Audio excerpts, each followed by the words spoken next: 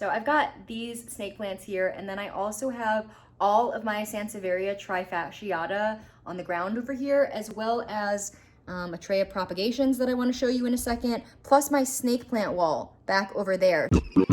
Really big plant.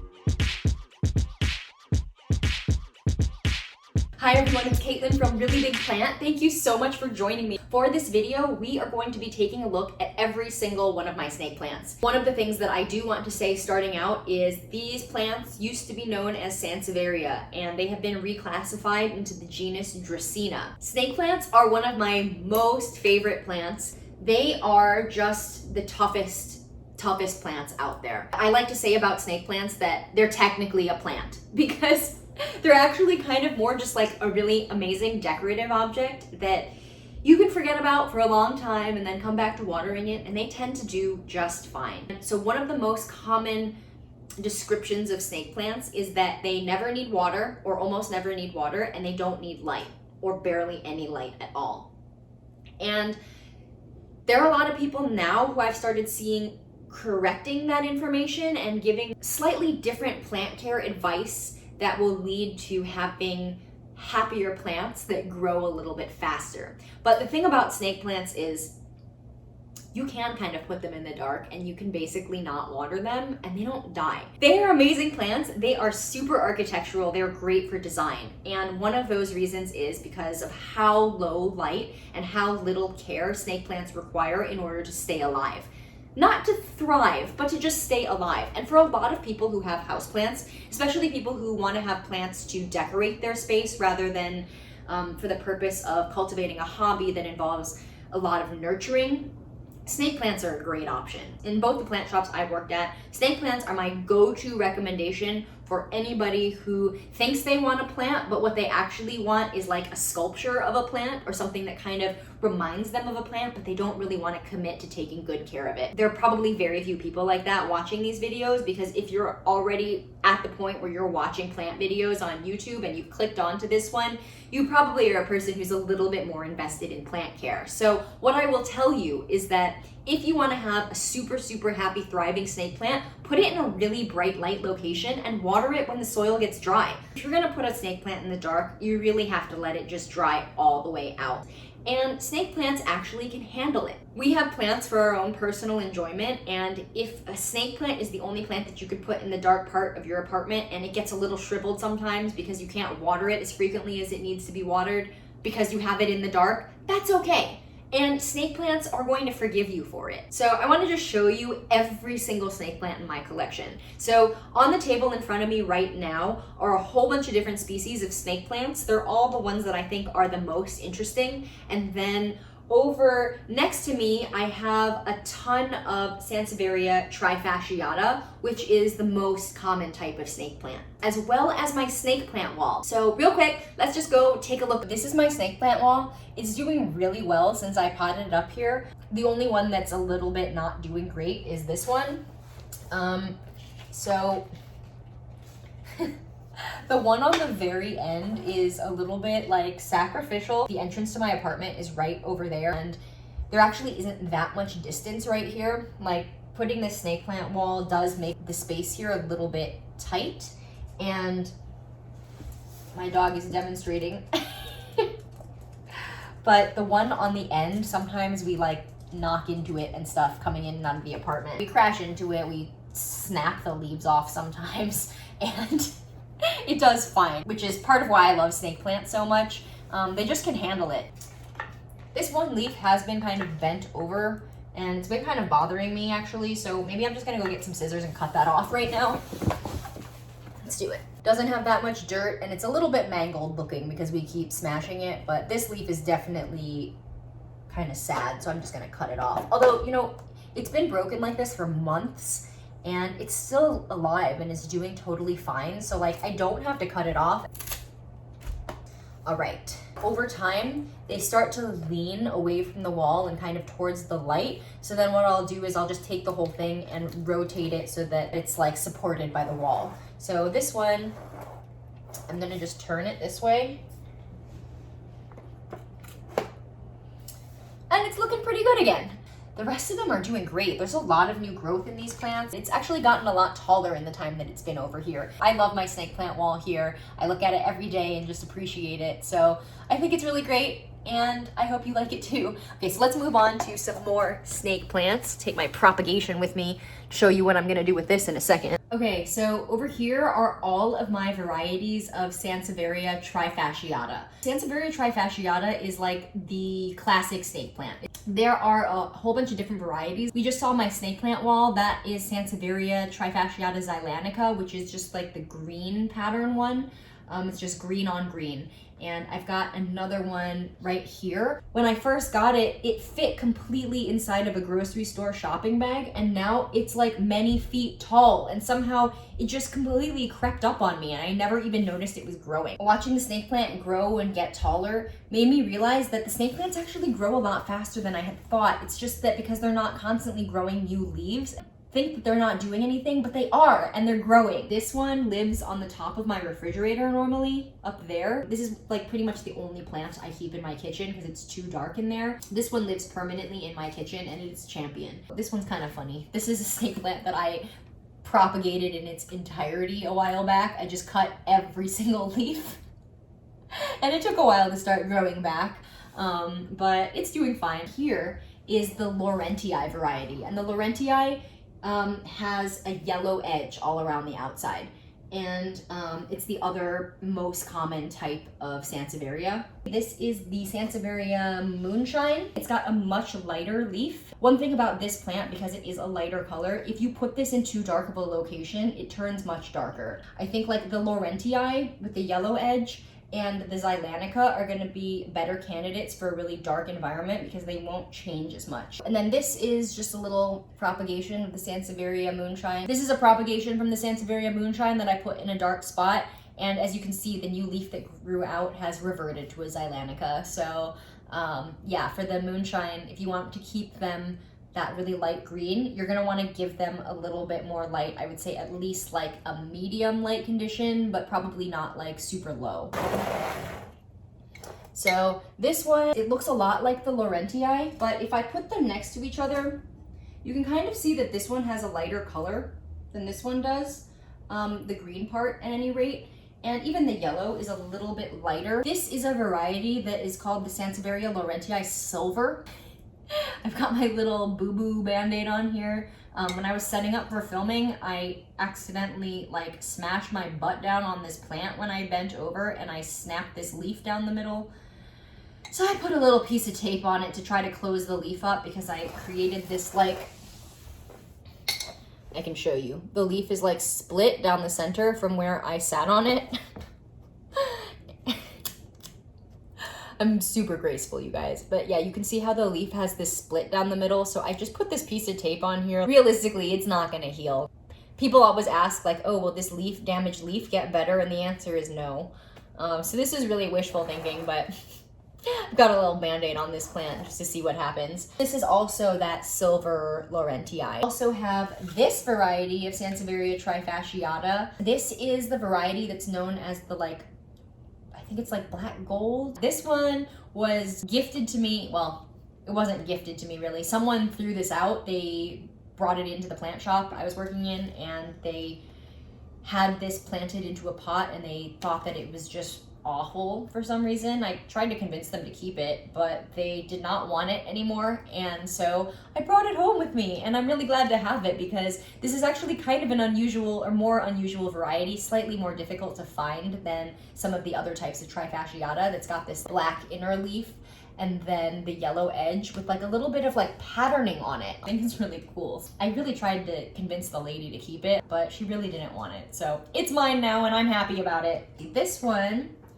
is a Sansevieria Futura Robusta, I think it's what it's called, or Futura Superba. It's a little bit wider and squatter than your normal snake plant. This also was one that I brought home for free because it had this really big gross spot on it. There was another leaf on here that was really damaged that we already cut off. We didn't cut this leaf off because then there would only be one leaf left, but really no one wanted it. So I brought it home. And I'm glad I have it because it's a different variety of Sansevieria trifasciata. slightly darker green and just like a more kind of oval leaf shape. I'm not super concerned with this spot. It has not spread or gotten any bigger since I brought this home.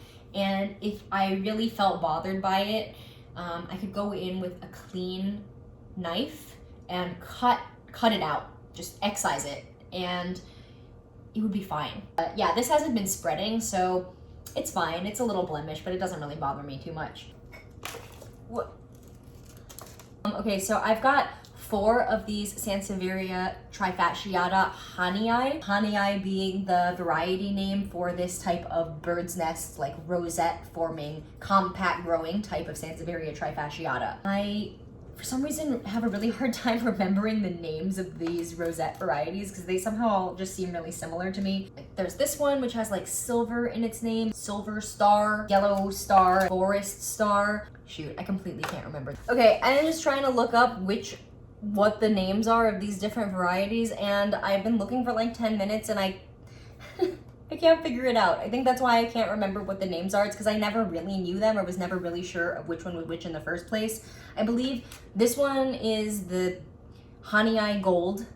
This one I think is like, I think Plantarina calls it the Forest Star. The Hahnii Black Star, and then this one is the like Hahnii Silver, or also known as the night owl, I believe. These are never going to get tall. So the Hahnii stay really compact and little, and they do sprout little pups all around the sides, just like any other snake plant. Okay, so on the table in front of me here, we've got a lot of different species of snake plants. This one is a Sansevieria masoniana, a Whalefin snake plant, and when I bought it, it only had this one fin here, and now it's grown a much taller big one in the back, and then I've got another leaf growing right now over here.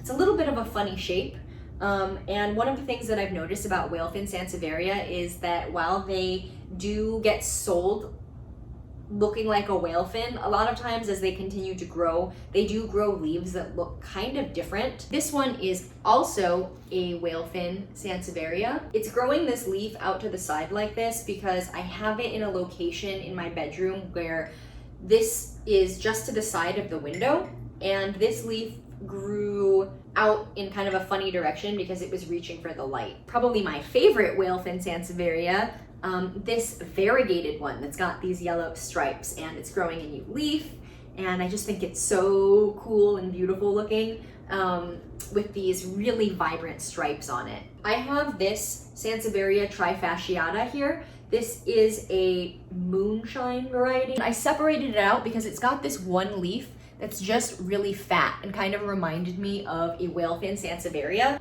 This one is on the table because I think it's really cool. It's got this kind of like half moon pattern going on. So the leaf is like half green and half yellow.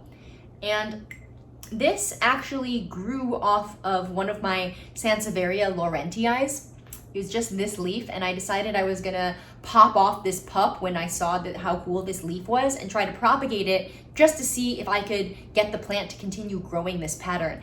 And it's been a success so far, which I think is so cool. So the next leaf came in like this, kind of hard to see, but it's half and half still. And you can see on the back how much yellow there is and then how the other side is green. And there's even one more little leaf coming in the center right now. It's a little bit hard to see, but it's also got the half and half pattern. So this to me is like my prize Sansevieria trifasciata because it's doing something really cool. And actually, this is like the beginning of how varieties and cultivars and different plant species are made. Sometimes it's just when you notice that there's a sport of something a little bit different, or something has a slightly different morphological characteristic, whether it's a beneficial mutation or maybe sometimes a detrimental one. Separating out a plant like this and then propagating it and growing it and creating babies that have a consistent look is the beginning of creating a new plant. So I'm really excited about this because I feel like this is my personal, like, slightly different variety of Sansevieria trifasciata Laurentii. I mean, it hasn't grown enough new growth that stays consistent for me to like try to claim that this is a different variety or cultivar or anything like that, but I consider it like one of my own unique plants. So this is a Sansevieria Zuluensis, I believe. Sansevieria grandis and Zuluensis, and it looks pretty similar to a Sansevieria trifasciata. So, but the difference is that it's got this kind of color change that happens. Like the leaves grow in a much lighter green, and then they sort of are darker at the tip, and then over time they fade to a much darker green.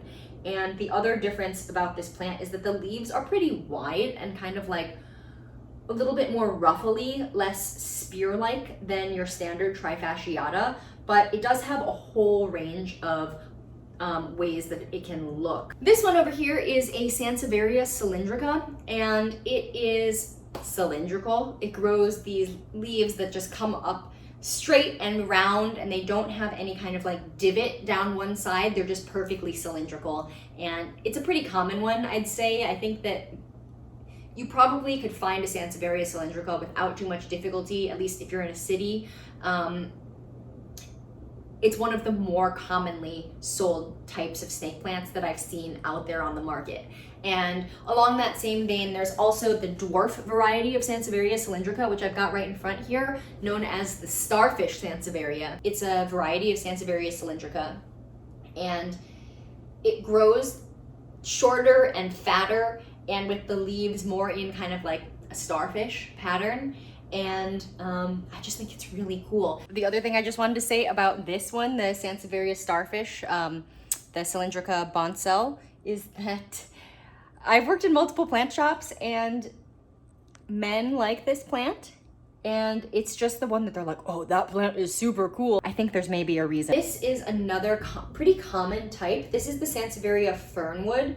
And I know that there are a couple different varieties of this type of Sansevieria. It's sort of similar to the cylindrica, but the leaves have it's got like a furrow. This is actually a little, this vase just has some water at the bottom, and these are just some snake plant propagations that I've got in here. They've been in here for months, and they're doing fine.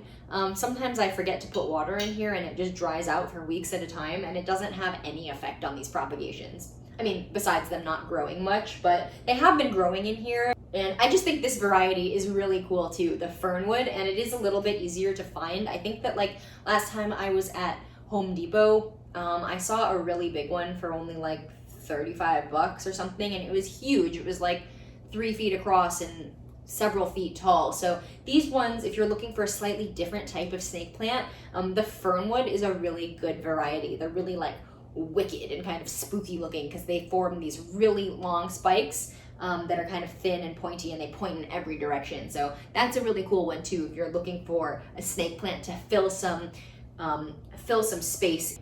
This one is a Sansevieria franciscii. This one is also a franciscii as well, and they are just another variety of snake plant. They come in a variegated version. I think there's a couple different varieties. There's ones that have like a yellow striping, and then there's one that has more of like a white edge. And these ones are really cool because they grow a little bit more like, in my opinion, like a Dracaena tree. As it gets bigger, it will maybe drop some of the lower leaves where it has like a long stem, and then there are, you know, the leaves at the top. This franciscii, I've started seeing it in stores, and not even like rare plant shops, but like normal stores. So I think this one is becoming more and more available too. Sansevieria franciscii, pretty cool. So this is the Sansevieria kirkii pulchra copper tone, and it has this copper tone to the leaves. It's a little bit brown. I used to think it was really ugly when I saw it in pictures and just never had any desire to get one of these. But once I saw it in person and saw the color, it's actually a much richer type of brown than I thought in photos. Like whenever I'd seen pictures of it, I kind of thought that this is just like a dead looking snake plant. But when you see it in person, the brown has these hues in it that are in some areas a little pinker, in some areas a little greener, and it just adds to this really cool effect of this plant. So this actually isn't a good representation of the growth habit of this. They tend to grow more in a rosette pattern and can sometimes have their leaves splay all the way out and down, and making them look a little bit more like a cryptanthus or a bromeliad. Anyway, I think this is a really cool variety. this one here, which is known as the Sansevieria kirkii silver blue, because of the kind of the coloration on the leaves. It's a little bit silver blue. And yeah, it kind of has more of the growth habit that you would expect to see on a Sansevieria kirkii, with the leaves kind of spreading in every direction. And it has a really cool pattern to it. So I really like this one. And then closely related to that, another variety of Sansevieria kirkii I've got, probably my absolute favorite snake plant in my collection. I just realized when I was saying that, because it's not my favorite. My favorite one isn't even here. It's over there. I don't know how I forgot about it. Okay, I have like a 10-foot tall snake plant, and well, it's not 10 feet. It's maybe closer to like 9-foot tall snake plant that I somehow completely forgot about. It is over in my plant hallway, and I did include it in my really big plant tour. I remember because I was just saying that this Sansevieria that I was about to show you is my favorite one, but let's be real, my really big one is my favorite one for sure. But I guess this other one is a really close runner-up. So I guess I'll show that one to you real quick, and then let's go take a look at my other snake plant. I can't believe I forgot about it. I'm gonna show it to you, okay? But first, let's take a look at this one. So this is the Sansevieria Cleopatra, which, like I was saying, is a variety of the Sansevieria kirkii, and it has just the coolest pattern I've ever seen on a Sansevieria plant. The leaves have these markings on them that is just magical to me. I just think it's so beautiful. It's really a striking plant, and I can't wait till mine gets a little bit bigger. Should we go take a look at the big snake plant I was just ranting about? So I've had this plant for about like 8 months now, and when I first got it, the tallest leaf on the plant was just about my height. And I put it in a really bright spot in my apartment over by where I keep my cacti and some other plants that like a lot of light, and it is just growing like crazy. The one stalk on it got so tall, but literally like 2 days ago, the worst thing happened. The tall leaf actually fell over under its own weight and crimped the leaf pretty low down, and I was completely devastated. I allowed this one to grow so tall and lean so far over without thinking about the potential for the leaf breaking. It just didn't even occur to me that that could happen, because snake plants, in my experience, have always just been so tough that I think it didn't even cross my mind that I needed to support this snake plant. But it makes perfect sense. At some point, it just got too heavy and it snapped off. Or didn't snap off, but it, bent in half. And now there is a kink in the leaf. There's a kink in the leaf. And so what I'm doing now to take care of it is I've got it like this in my closet so that the leaf is supported, and I really need to go ahead and add a pole in, but this just happened like yesterday. I righted the leaf and I watered the plant, and I already noticed that some of the place, like where the bend formed in the leaf, has started to like reinflate and not be as bad of an injury. So I guess it's already healing a little bit. So I feel really good about that. But anyway, this is absolutely one of my favorite snake plants. It's so tall and amazing, and it's growing another leaf attached to the really tall one that I hope is going to also get really, really tall. And I'm gonna go ahead and put a bamboo support in there at some point and just stick a pole in the pot, because I need to give the one leaf some support. And I don't want to just leave my closet open like this forever. Sorry, you guys, I'm showing you my entire crazy mess. But yeah, that's what's going on with this plant for now. And I have it in a really bright light location, and I water it probably once every like 2 weeks or so.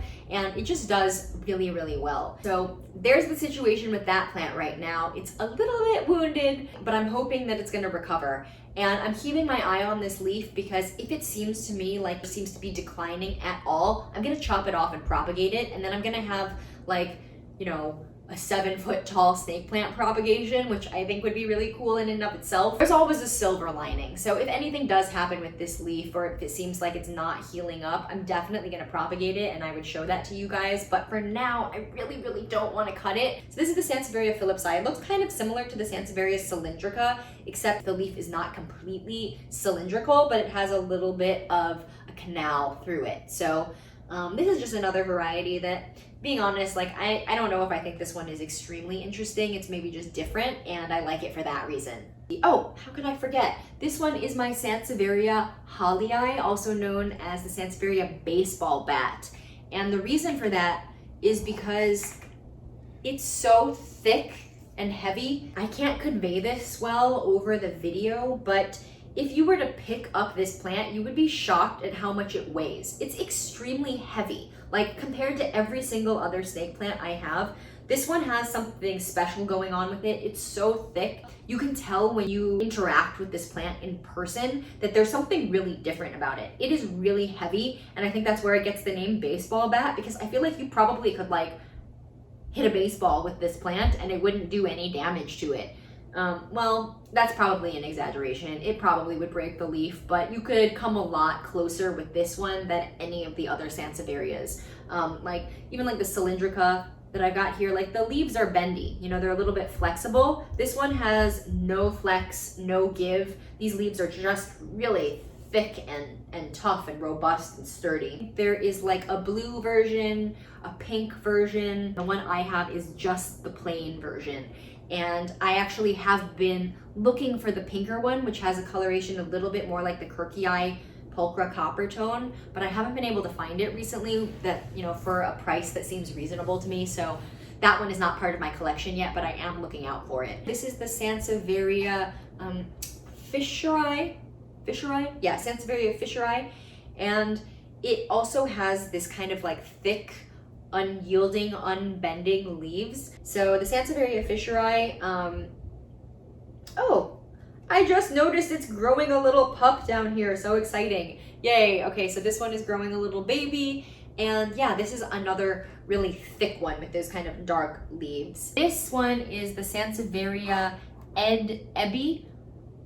I believe it is, the species is Sansevieria patens. This one is really cool. It's maybe one of the more different ones that I have. Its leaves grow in kind of a whorled, curly pattern. I just think it's really cool that it has this different growth habit. I imported this plant, and when I got it, I think it was really thirsty. So I do think that some of these leaves are perhaps a little bit more exaggeratedly like curled in than they would be if this plant had not gotten so dehydrated. But I still think it's really cool and really different and just has a really different look as far as snake plants go. Little guys up in the front. So this one is a Sansevieria ehrenbergii, also known as the Sansevieria banana, I believe. This is a really small one. It should get a lot bigger than this. And the leaves turn into things that are like kind of like the size of bananas. So for now, it's pretty small, but it will get a lot bigger.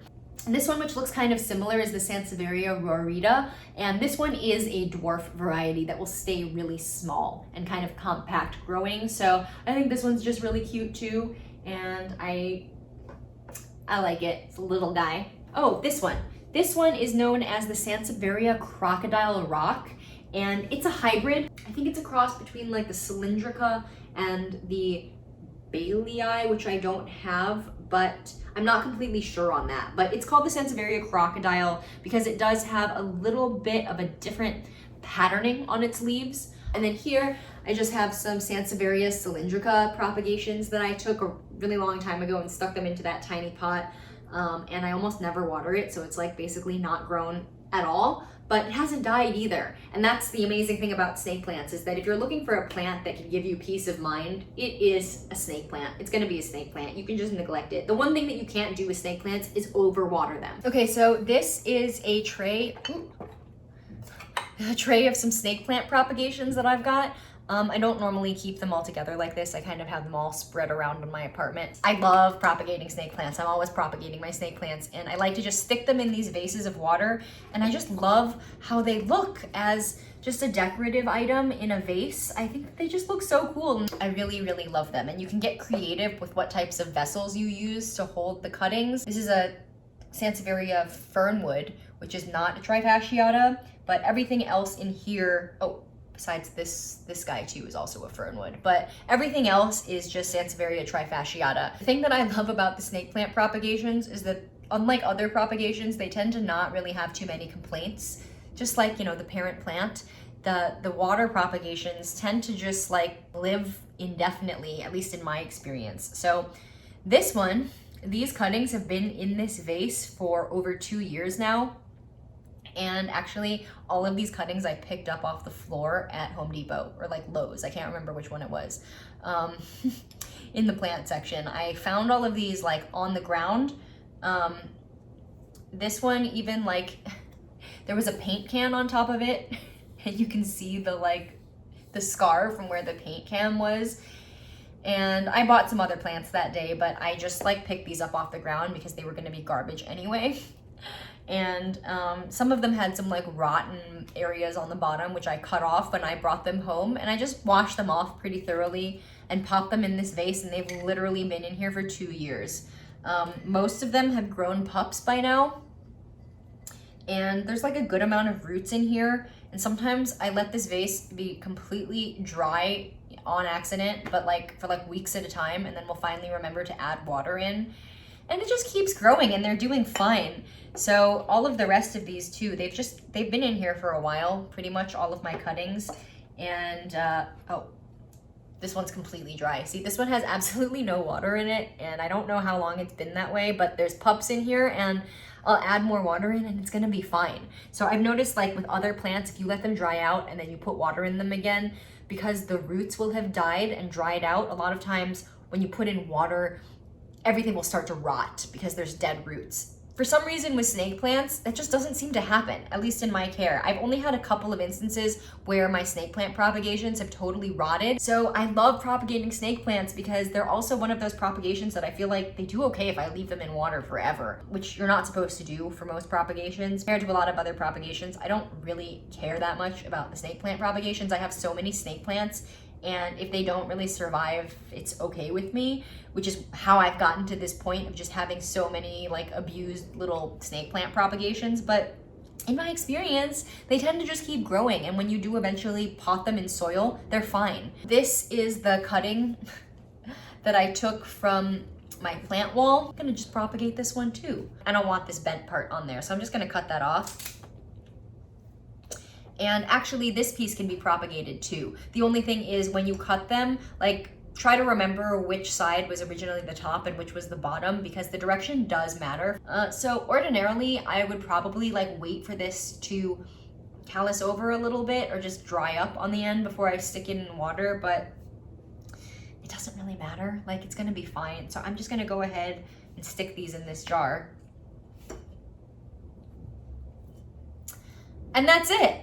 So I've got this one as well from the Cleopatra Sansevieria, and it's got some little roots on there. Propagating snake plants, so easy.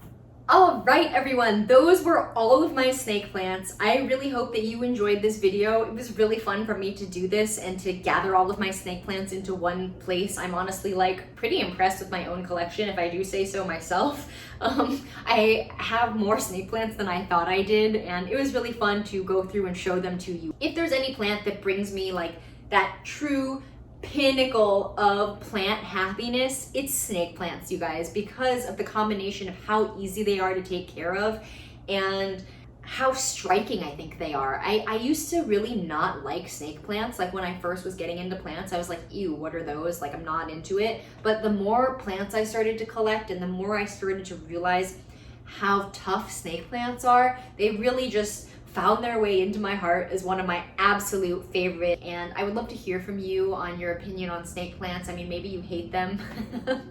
Go ahead and leave all your reasons down below. I'd like to hear from you too. If you enjoyed watching this video, I would really appreciate it if you would go ahead and give it a like and subscribe to my channel if you have not already. To the people who've already subscribed to my channel and have been commenting on my videos and liking the ones that you like, just want to say thank you so much. It is so encouraging and I really appreciate you. Thank you so much, and I hope you all are having a fantastic week, and I hope to catch you in the next one.